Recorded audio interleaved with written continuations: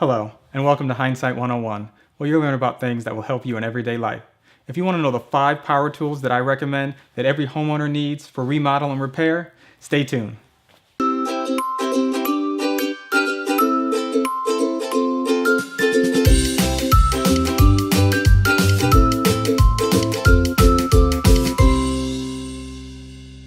So first up, we're going to talk about the Brad nailer. I have a cordless one. I also have an air-powered one, but it's such a hassle. You're tethered to a cord, you have this big huge tank that you have to lug around, and it's not convenient when you want to go around the house, inside or out. So when these came out, I thought they were great. They have gas-powered ones too, but those are a lot more expensive, more powerful. So if you're in the construction, yes, but for everyday home use, battery ones work just fine. I have a Craftsman. It works perfectly for me, but there are many other brands as well. I use it a lot for crown molding, baseboards, anything that I have to hang up, especially if I'm doing projects that I need to glue and make sure they stay sealed tight. I would definitely recommend this for the homeowner, especially if you're doing repairs or remodels. This thing will save you a lot of time and a lot of effort where you won't have to nail or drill things, especially if you're gluing. It's pretty light. My wife uses it all the time. She likes it as well. She can use it one-handed, no problem. Doesn't have any issues with it, so it gets her seal of approval as well. I can't complain. You can adjust the settings for how deep you want to go. They have 2 options for as much power. I can use just a standard small Craftsman battery, but I also have a larger 4 amp hour battery as well, just in case I need the extra runtime. Next, we're going to talk about a miter saw. These things work really well, especially if you need to make clean cuts. I use it a lot. Same thing for baseboards, crown molding. If I just want to cut some 2x4s up for whatever project I'm working on, I use it a lot for that as well. I have the 10-inch model. You can get a 12-inch. They are more expensive, but they do have a bigger cut, so if you have longer pieces of wood. I also have a sliding one, as you can see here, that you can slide back and forth. So that helps to make longer cuts as well. You can also go for smaller ones, a 7 1/4. I have that one. Also, I have a battery-powered one. Those are great for when you want to take it on the go or outside, and you don't have to be tethered to a cord. Compared to cord or corded, it won't last as long when you're going off of battery power. Make sure you get the 4 amp battery, or depending on what brand you have, they go even larger, but get the bigger one. The smaller ones just won't cut it. They have dual bevel where you can go both sides like this. The only benefit to that is having a dual bevel going once. You don't have to flip the wood every time you want to make a cut. But those, again, are more expensive when you get the dual bevel. I have a dual bevel in my smaller ones, but not my larger one.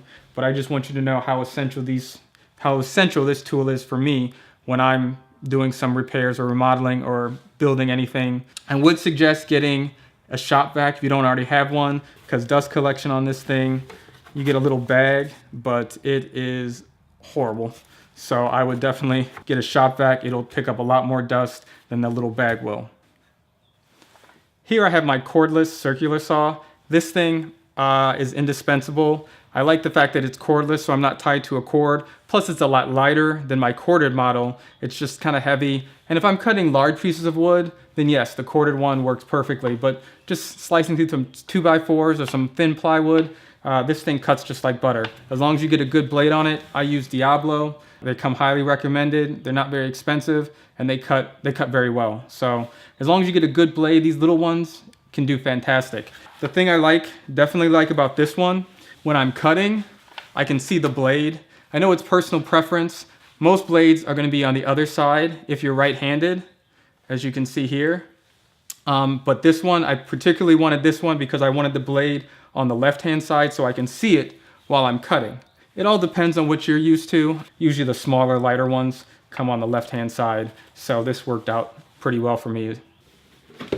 So next, we'll talk about the more compact. They call them 12 volts. The 12 volts and 18 volts are pretty much the standard. They have a lot more crazy powerful ones, but those are more for construction workers and if that's your trade. But if you just a homeowner, really, you can get by with the 12 volt. It's really light, so I'm lifting something overhead for a very long time. It's a lot lighter to do that. My wife also likes them because she likes how light they are, and they work really well for her. So I bought her own, and I advise you, have your wife have her own tools. It'll save your marriage, trust me. Compared to my 2 rigids, these are normal size impact driver and a drill driver. You can see they are a lot smaller, a lot lighter. The batteries are smaller because they're 12 volt. These are the normal 18 volt batteries, 2 milliamps. So those are pretty standard size batteries for the larger 18 volts. Definitely tell that they're much lighter, smaller, very easy to use, but they still pack a lot of power. It'll be plenty of power for whatever you need for the standard homeowner. I like having the different tools just in case I need the extra power. Sometimes I help out friends with different projects. So that's why I kind of have both platforms. But really you can get by with just the 12 volt and you won't really have a problem. I guarantee it. So last but not least, we're going to talk about the oscillating tool. These things are a jack of all trades. What I use with this, any type of cutting that I need, if I'm having a trouble getting to a little certain angle, the blades are so thin that I can just go right in there and cut something. If I need to trim off a little bit of a baseboard. The good thing I like about this is I can cut through wood, pretty much like butter, drywall. What I did was I installed my own cable and networking throughout my house, and this is what I use to cut the drywall. You can use a drywall knife, but you'll be sawing for days. So with this, it just kind of goes right through and in and out. You'd think with all that it can cut through. Nothing happens to my finger. My finger is fine. And then I also have the corded version.